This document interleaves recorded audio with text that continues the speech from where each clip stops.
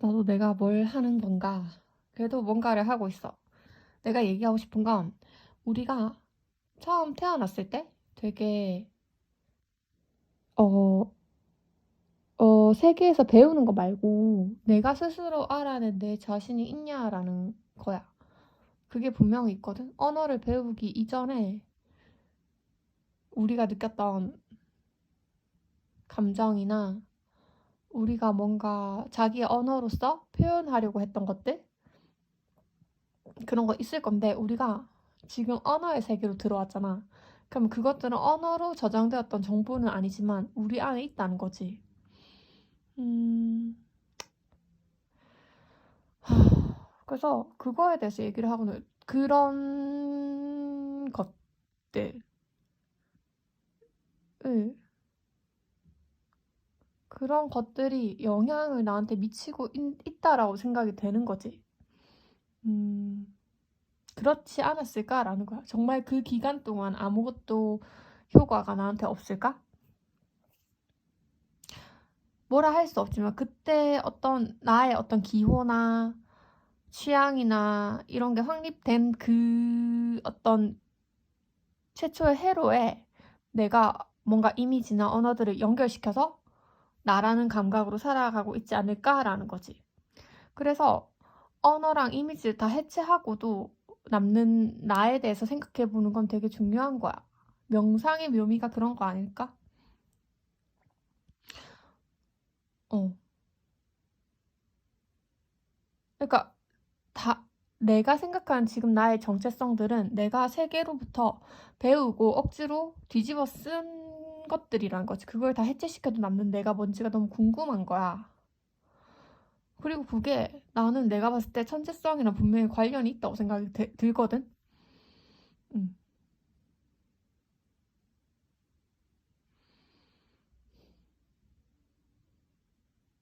그러니까 그때 부정감각 실험에서처럼 그러니까 거기에 난 도달할 수가 없어. 왜냐면 난 언어로 생각을 하잖아. 그리고 이미지로 세계를 받아들이잖아. 그러니까 언어랑 이미지가 없던 시절에 내가 사람으로서 어떻게 기능했는지에 대한 어떤 기억을 출력하기가 진짜 힘들다고. 그거는 비어 있는 걸로 되어 있는데 우리가 그 부분을 어떻게든 더듬더듬 가면서 설명해내야 된다는 거지. 만약에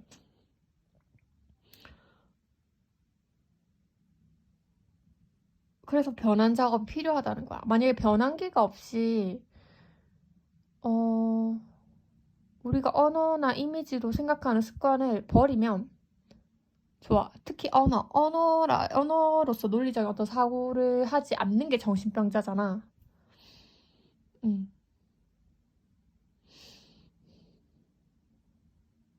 음, 그 정신병자의 논리 구조에도 어떤 망상 구조가 있을 거라는 거지.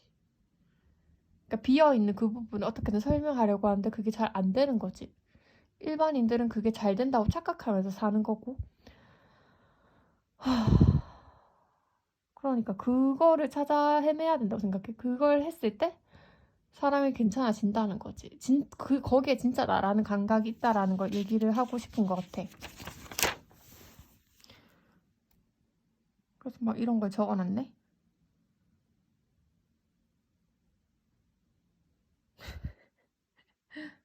여기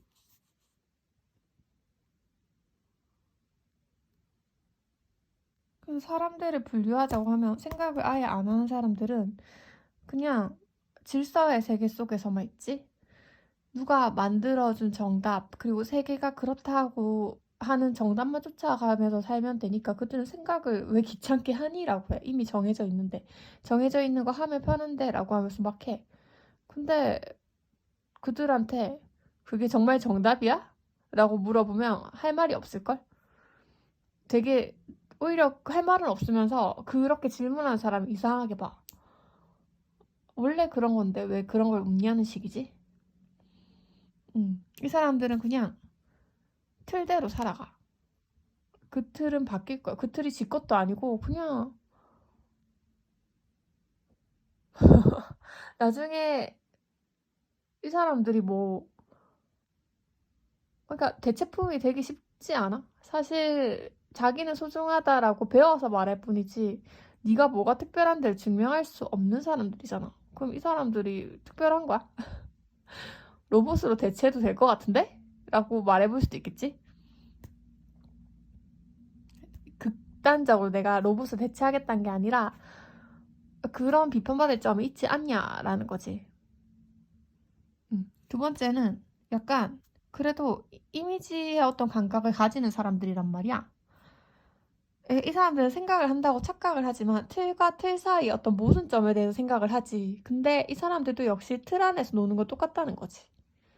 그러면 빈 공간에 닿는 사람만이 이 틀을 벗어날 수가 있겠지. 내가 언어를 배우고 이미지를 배우고 즉 배우기 전에 내가 느꼈던 어떤 동물적인 그런 것들에 대한 원형 기억들을 궁금해하는 다 하려고 노력한 사람들이니까 그건 우리가 상실한 것이지만 상실을 한 번은 있었다는 소유했다는 거잖아. 그 소유한 거를 궁금해하는 나 같은 사람이 있는 거지. 그거를 좀 더 쉽게 설명을 하면 예를 들면 우는 사람이 있다? 그러면 첫 번째 여기 생각하지 않는 질서를 갖춘 언어들의 세계 상징계 속의 사람들은 위로를 하거나 울지 말라고 하거나 왜 우냐고 화를 내거나 뭐 그런 식으로 어떤 정형화된 반응을 할 거고 이렇게 상상계적인 것까지 이제 닿은 애들은 조금 여기보다 좀 더 감정적이지. 그래서 사람의 마음을 녹일 수 있지. 그냥 같이 울어주는 거야. 우린 여기서 더 깊은 감동을 느끼지. 그럼 세 번째는 뭐냐는 거야. 세 번째는 지금 첫 번째, 두 번째도 뭔가 세상에 있는 것들이잖아? 그러니까 자기만의 뭔가를 그때 표현이 될 텐데 그때 느끼는 그 감정은 세상에 없는 거라고. 자기만의 감정이라고. 그거에 대해서 인지할 수 있냐라는 거야. 그런 게 대충 보면 뭐 예술에서도 많이 표현이 되고 영화에서도 많이 표현이 되잖아.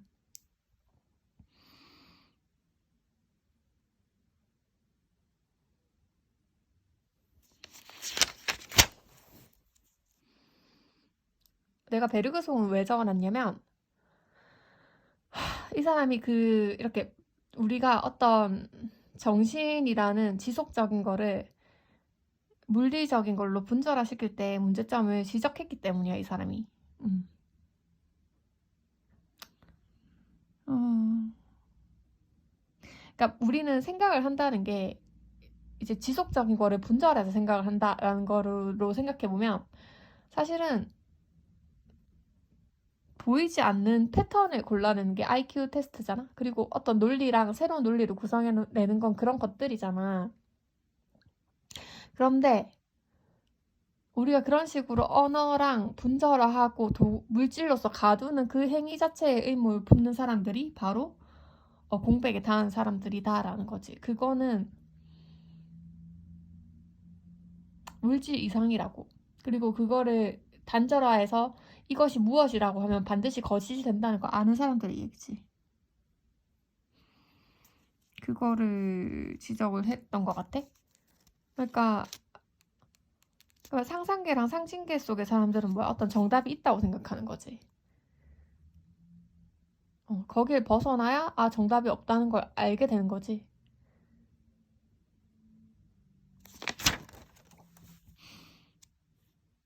이 얘기는 나도 흥미로운데 이제 그런데 우리는 지금 언어를 배웠잖아. 그렇게 우리가 언어를 받아들이게 된 에너지는 어쩌면 내 안에 그런 비어있는 공간에서 내가 그걸 선택했을 거라는 거야. 그러니까 근데 그 비어있는 언어를 모를 때는 그 비어있는 공간을 우리가 직접적으로 느낄 수 있었겠지? 그 자체가 나였을 거니까. 근데 우리 이제 언어를 배웠잖아. 그러니까 원본이 있고 복사본이라고 할게. 그거를 뭐 이용했다고 치자. 근데 원본이랑 다르잖아. 그러니까 우리는 복사본을 가지고 원본을 추측할 수밖에 없는 거야. 그래서 그러니까 원본 그 자체 복사본을 받아들이지 않고 원본에만 집착하는 사람들은 정신병자라고. 근데 우리는 이제 그런 동물로는 돌아갈 수 없다. 그 동물성이 우리 안에 내재해 있지만 그 동물로는 돌아갈 수 없다. 그러면 그 동물성을 다시 인간성으로 재출력하는 개인만의 변환기가 있어야 된다라는 거지. 동물에는 변환기가 없고, 그거는 그러니까 동물이 죄를 짓고 동물이 뭐 선한 일을 하냐라고 하면 아니잖아.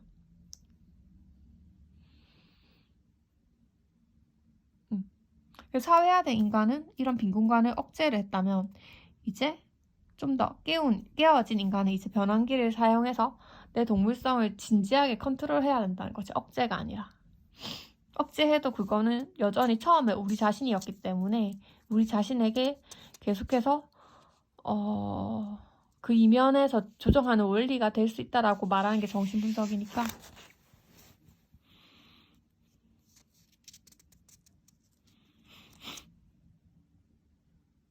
그러면 이제 사회적으로는 두 가지가 나오는데 99%는 생각을 할 줄 모르는 사람들인 거야. 빈 공간을 닫지 못한 사람들. 그럼 0.1%랑 0.9%는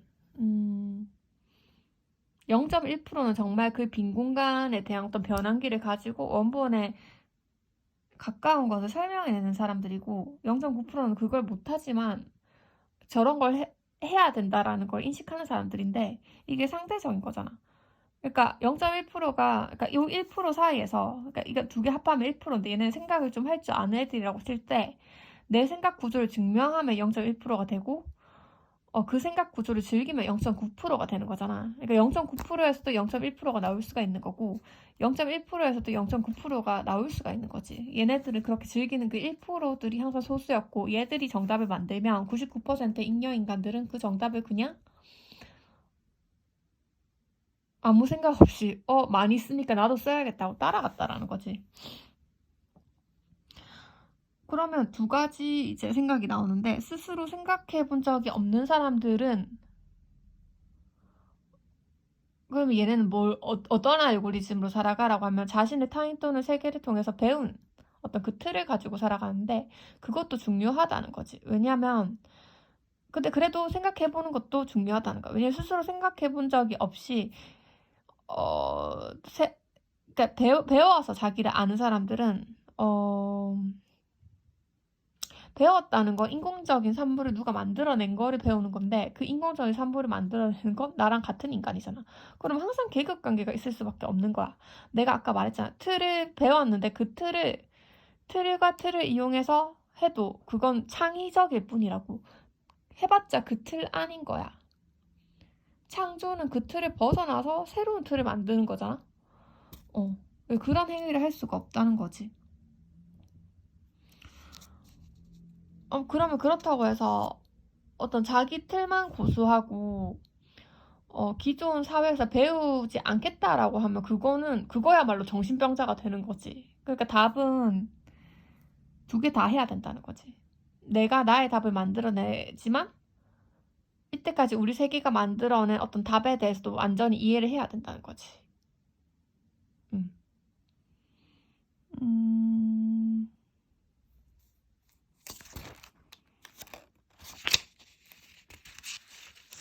근데 이런 생각이 든다? 왜냐면 내가 새로운 틀을 창조해내봤자 그건 어차피 허구잖아. 굳이 그렇게 해야 할까라는 생각이 나도 들어. 그냥 남이 만들어 놓은 틀은 재생산이라서 그게 썩으니까 뭐 틀과 틀 사이에서 또 새로운 틀을 해봤자 그건 또 틀이니까 아예 새로운 거는 정말 이 세상에서 새로운 것 단 하나가 있다면 각자 고유한 자기 자신이잖아. 이건 정말 오리지널리티라고. 물론 내가 그 나의 빈 공간에 닿아서 그거를 제대로 된 변환기를 통해서 나만의 언어로 표출해냈을 때 그런 작업을 할 수 있는 사람이야말로 진정한 창조를 해볼 가능성이 있기 때문에 그걸 하라는 건데 그렇지. 그래서 내가 그렇게 창조를 해냈을 때 지금 기존 사회의 틀을 재생산하지 않게 되니까 기존 사회의 틀에서 모순점을 찾아서 더 낫게 고칠 수가 있고 우리는 그 과정을 끊임없이 해가야 한다는 거지. 그런 의미가 있는 거야. 그러니까 인간은 이렇게 살아야 된다는 거야. 빈 공간에 닿아가지고 고유한 자기 자신의 어떤 물질을 창조해내서 그걸로 세계에 이바지를 하고 죽어야 한다는 거지.